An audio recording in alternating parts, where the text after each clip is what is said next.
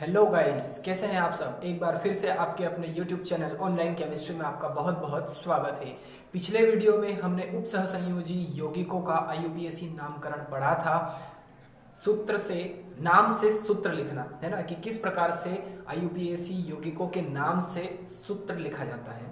आज हम बात करेंगे उप सहसंयोजी यौगिकों में समावयवता के बारे में, आइसोमेरिज्म के बारे में। बहुत ही इंटरेस्टिंग टॉपिक है, एंड तक जरूर देखिएगा, आपको समावयवता अच्छे से क्लियर हो जाएगी। ओके, तो सबसे पहले हम देख लेते हैं समावयवता, आइसोमेरिज्म की डेफिनेशन होती क्या है। आइसोमेरिज्म या समावयवता, जिन यौगिकों के अणुसूत्र समान होते हैं किंतु संरचना या अंतरिक्ष में विन्यास भिन्न होता है। अणुसूत्र समान होंगे लेकिन उनकी संरचना जो है वो अलग अलग होगी, या फिर अंतरिक्ष में 3D डायमेंशनल ना, 3 डायमेंशनल, उनमें उसकी संरचना अलग अलग होगी, है ना, भिन्न होती है उसकी ज्यामिति या विन्यास। तथा भौतिक एवं रासायनिक गुण भी भिन्न भिन्न होते हैं। जो भौतिक गुण होते हैं और जो रासायनिक गुण होते हैं वो भी अलग अलग होते हैं, है ना। तो वे एक दूसरे के समावयवी आइसोमर्स कहलाते हैं, है ना। और इस घटना को क्या कहते हैं, समावयवता या आइसोमेरिज्म। ओके, एग्जाम्पल देखते हैं, आपको अच्छे से क्लियर हो जाएगा समावयवता होती क्या चीज है। चलिए देखिए, एग्जाम्पल के रूप में ले रहा हूं यहाँ पर एक अणुसूत्र C2H6O। ध्यान दीजिएगा, फोकस कीजिएगा इस पे। अब यहाँ पर देखिए कार्बन 2 है, हाइड्रोजन 6 है और ऑक्सीजन कितने हैं, 1 है। इसके 2 समावयवी बना रहा हूं, ध्यान दीजिएगा। फर्स्ट CH3 और यहां पर O, है ना। CH3 बीच में O। कार्बन कितने हैं, यहाँ पर 2 है, यहाँ पर कार्बन कितने हैं, 1 और 1 2 है। हाइड्रोजन कितने हैं, 6 है, 3 और 3 6 हाइड्रोजन यहाँ पर है। ऑक्सीजन 1 है, ऑक्सीजन 1 है। अणुसूत्र 1 है लेकिन इसकी एक संरचना इस प्रकार से बन गई। दूसरी संरचना बनाता हूं,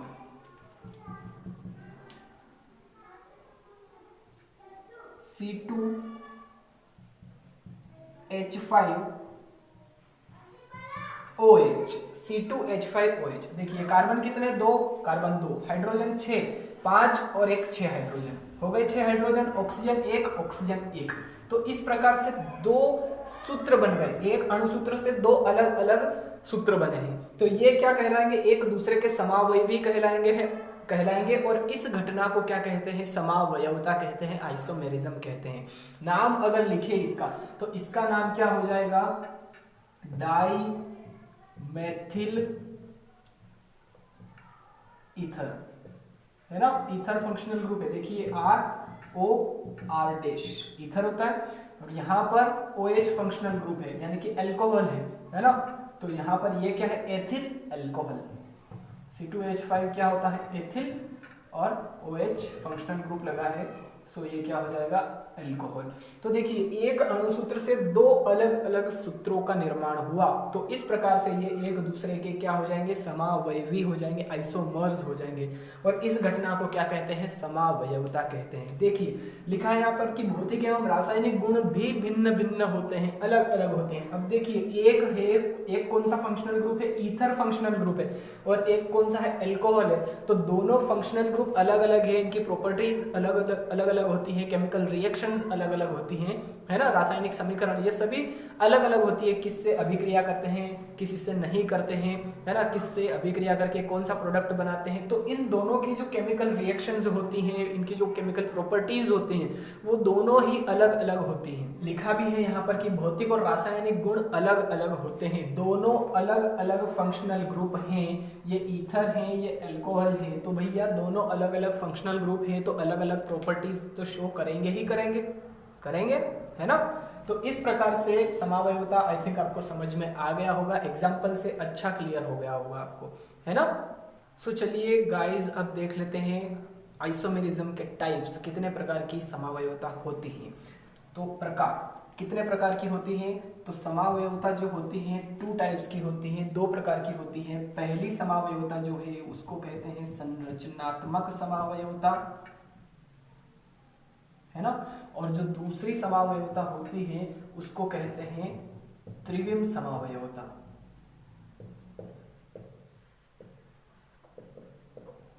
है ना, संरचनात्मक समावयवता और त्रिविम समावयवता। अब संरचनात्मक समावयवता भी अलग अलग टाइप्स की होती हैं। फर्स्ट है आयनन समावयवता, सेकंड है बंधन समावयवता, थर्ड है उपसह संयोजी समावयवता और लास्ट जो है वो होती है हाइड्रेट समावयवता। हाइड्रेट, है ना। तो संरचनात्मक समावयवता 4 टाइप्स की होती हैं, आयनन समावयवता, बंधन समावयवता, उपसह संयोजी समावयवता एंड लास्ट है हाइड्रेट समावयवता। जो त्रिविम समावयवता होती है वो ओनली 2 टाइप्स की होती है, 2 प्रकार की होती है। एक होती है ज्यामितीय समावयवता और सेकंड जो होती है इंपॉर्टेंट है प्रकाशीय समावयवता। प्रकाशीय समावयवता इंपॉर्टेंट, तो ये पूरा ही टॉपिक है और मजा भी आने वाला है आपको, है ना। तो इंपॉर्टेंट पूरा टॉपिक है, बस आप ध्यान दीजिएगा, यहाँ पर कंसंट्रेशन से पढ़िएगा, आपको अच्छे से क्लियर हो जाएगा ये टॉपिक। ओके, तो आज हम केवल 2 समावयवता के बारे में बात करेंगे। 2 समावयवता अगले वीडियो में, और ये जो त्रिविम समावयवता है ये फिर अगले वीडियो में मैं कवर करूंगा। तो आज पहले हम संरचनात्मक समावयवता की बात करेंगे और 2 समावयवता आयनन और बंधन, इन 2 समावयवता के बारे में आज हम पढ़ेंगे। ओके, तो चलिए अब हम देख लेते हैं संरचनात्मक समावयवता की परिभाषा और इसके टाइप। सबसे पहले डेफिनेशन देख लेते हैं संरचनात्मक समावयवता की। केंद्रीय धातु परमाणु यानी कि सेंट्रल मेटल एटम्स, केंद्रीय धातु परमाणु के चारों ओर लिगेंड की जमावट में भिन्नता के कारण जो समावयवता उत्पन्न होती है उसे संरचनात्मक समावयवता, स्ट्रक्चरल आइसोमेरिज्म कहते हैं, है ना। सेंट्रल मेटल एटम जो होती है उसके चारों ओर लिगेंड किस प्रकार से जमे हुए हैं, अलग अलग प्रकार से जमावट होती है उनकी, तो उस कारण जो समावयवता उत्पन्न होती है ना, लिगेंड की जमावट में भिन्नता के कारण अलग अलग प्रकार से लिगेंड जुड़े हुए होते हैं केंद्रीय धातु परमाणु से, तो फिर जो समावयवता उत्पन्न होती है उसे हम कहते हैं संरचनात्मक समावयवता। प्रकार सबसे पहले है आयनन समावयवता। डेफिनेशन देख लेते हैं, ऐसे यौगिक जिनके अणुसूत्र तो समान होते हैं, है ना, जो अणुसूत्र होंगे वो समान होते हैं किंतु जल में विलय करने पर भिन्न भिन्न आयन देते हैं। अणुसूत्र समान होते हैं लेकिन जैसे ही उनको जल में विलय करा या किसी भी विलायक में विलय करा तो अलग अलग प्रकार से आयन देते हैं, अलग अलग प्रकार से आयनित होते हैं, तो आयनन समावयवी कहलाते हैं, है ना। जो 2 यौगिक होंगे वो एक दूसरे के आयनन समावयवी कहलाते हैं और इस घटना को आयनन समावयवता कहा जाता है ना। देखते हैं एग्जाम्पल, आपको अच्छे से बिल्कुल क्लियर हो जाएगा। ओके, तो चलिए एग्जाम्पल देख लेते हैं इसका। CONH3 5 अणु NH3 के और BrSO4, है ना। एक ये, दूसरा जो है वो CONH3 5, ये जो SO4 है ये यहाँ पर आ जाएगा SO4 और यहाँ पर आ जाएगा Br।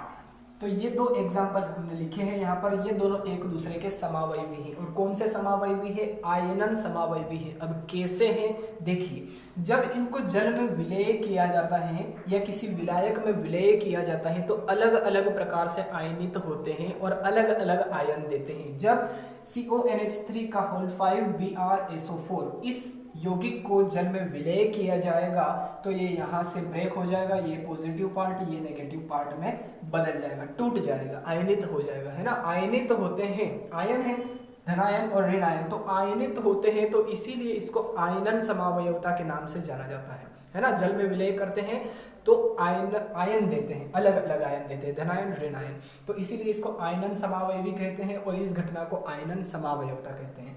अब देखिए, जब जल में विलय होगा तो ये धनायन में आयनित हो जाएगा, ये ऋणायन में आयनित हो जाएगा, यानी कि ये वाला जो यौगिक है ये जल में विलय करने पर SO4 2- आयन देता है, SO4 2 माइनस आयन देता है ना। और इसका देखा जाए तो ये भी जब जल में विलय करते हैं तो ये भी आयनित हो जाता है, ये धनायन में, ये ऋणायन में, है ना। तो ये जल में विलय करने पर या किसी भी विलायक में विलय करने पर Br माइनस आयन देता है, यानी कि दोनों ही अलग अलग प्रकार के आयन दे रहे हैं। ये SO4 2 माइनस आयन दे रहा है, ये Br माइनस आयन दे रहा है। देखिए दोनों के अणुसूत्र समान हैं, लिखा है दो ऐसे यौगिक जिनके अणुसूत्र समान होते हैं, है ना। मेन पॉइंट यही है आइसोमेरिज्म में कि दोनों के जो अणुसूत्र होते हैं वो समान होते हैं, लेकिन आयनन करने पर किसी विलायक में या जल में विलय करने पर अलग अलग प्रकार से आयनित होते हैं और अलग अलग आयन देते हैं। हाँ, एक बात आप यहाँ पर यह भी लिख सकते हैं कि इनमें जो ऋणायन होता है, ऋणावेशित भाग होता है, ये ऋणायन होता है, ये कभी कभी लिगेंड के समान भी व्यवहार करता है और कभी कभी ऋणात्मक भाग की तरह भी व्यवहार करता है। हमें पता है कि उपसह संयोजी यौगिकों में दो भाग होते हैं, एक धनायन वाला भाग और एक ऋणायन वाला भाग, है ना। तो कभी कभी जो ये ऋणायन है, अब हमें पता है कि Br जो है वो भी ऋणावेशित है, माइनस है, और SO4 है ये भी ऋणावेशित है, माइनस होता है ना। तो दोनों ही माइनस होते हैं। तो कभी कभी ये जब यहाँ पर देखेंगे Br को तो ये यहाँ पर लिगेंड की तरह व्यवहार कर रहा है, यहाँ पर देखेंगे तो ये ऋणायन की तरह व्यवहार कर रहा है, नेगेटिव पार्ट में की तरह व्यवहार कर रहा है। यहाँ पर SO4 देखेंगे तो ये लिगेंड की तरह व्यवहार कर रहा है, यहाँ पर अगर देखेंगे तो ये ऋणायन की तरह व्यवहार कर रहा है, नेगेटिव पार्ट की तरह व्यवहार कर रहा है। क्लियर हो गया। तो दो अलग अलग प्रकार के आयन प्राप्त होते हैं, भले ही अणुसूत्र सेम हैं, लेकिन आयन अलग अलग प्राप्त होते हैं। इसी के कारण इस समावयवता का नाम है आयनन समावयवता। अलग अलग प्रकार के आयन मिलते हैं, इसी कारण इसे आयनन समावयवता कहते हैं। That's all. तो चलिए अब बात कर लेते हैं बंधन समावयवता के बारे में, या लिंकेज समावयवता, है ना। इंग्लिश में इसको लिंकेज आइसोमेरिज्म कहा जाता है। केंद्रीय धातु परमाणु से एक ही लिगेंड भिन्न भिन्न परमाणु से जुड़ता है तो प्राप्त संरचना भी भिन्न होती है ना। अलग अलग परमाणु से जुड़ता है लिगेंड तो प्राप्त जो संरचना होती है वो भी अलग अलग होती है, जो एक दूसरे के समावयवी होते हैं। इस घटना को बंधनी समावयवता कहा जाता है। इसे बंधन समावयवता या आबंधन समावयवता या लिंकेज आइसोमेरिज्म भी कहा जाता है। इसके लिए मैं यहाँ पर एक एग्जाम्पल बताऊंगा, उसको ध्यान से देखना है, आपको अच्छे से क्लियर हो जाएगी बंधन समावयवता। ओके, चलिए एक यहाँ पर मैंने लिखा है NO2, है ना, इसके पास एक लोन पेयर है, और एक एग्जाम्पल मैंने लिखा यहाँ पर ONO, यहाँ पर ऑक्सीजन के पास एक लोन पेयर है। देखिए अणुसूत्र सेम है ना, नाइट्रोजन 1 ऑक्सीजन 2 है सेम, लेकिन जो संरचना है, लिखने का जो तरीका है वो अलग अलग है। इसको NO2 के रूप में लिखा, इसको ONO के रूप में लिखा।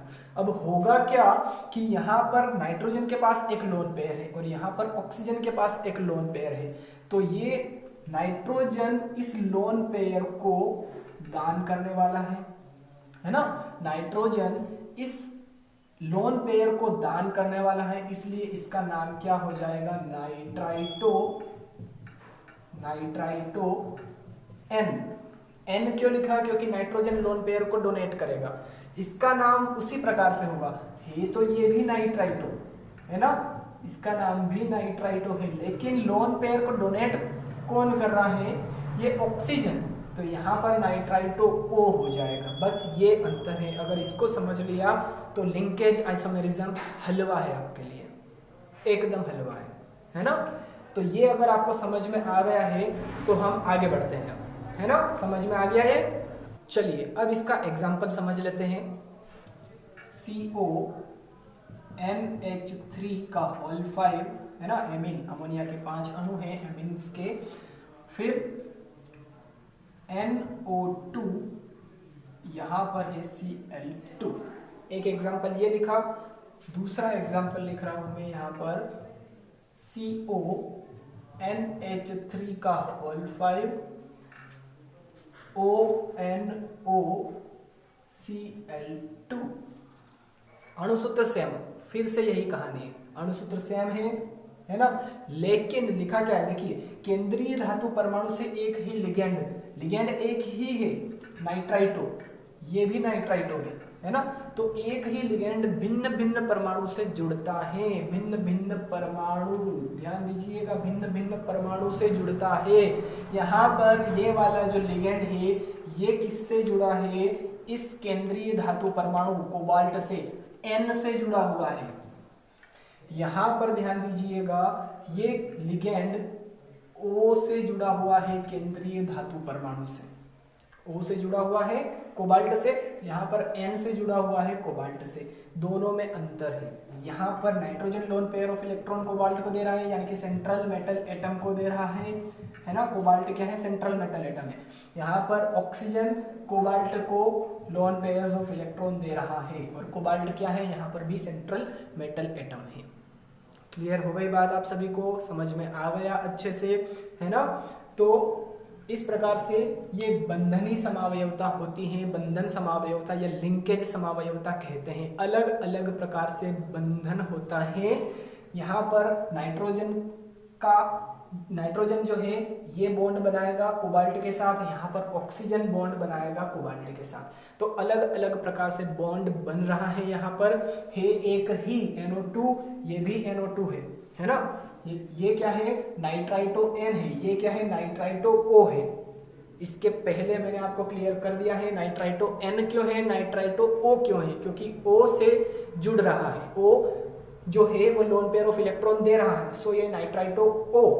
ये यहाँ पर नाइट्राइटो N क्यों है, क्योंकि nitrogen lone pair of electron दे रहा है, तो जो लोन पेयर ऑफ इलेक्ट्रॉन देगा उसका नाम आ जाएगा, है ना, nitrito N, nitrito O।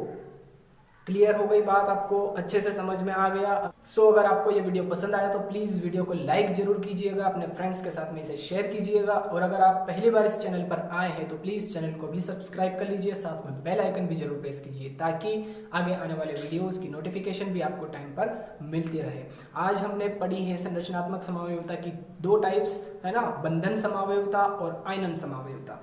Next video में हम पढ़ेंगे 2 और समावयवता, है ना, हाइड्रेट समावयवता एंड उपसहसंयोजी समावयवता। तो अगले वीडियो में भी बने रहिएगा मेरे साथ में, तब तक के लिए जय हिंद, धन्यवाद।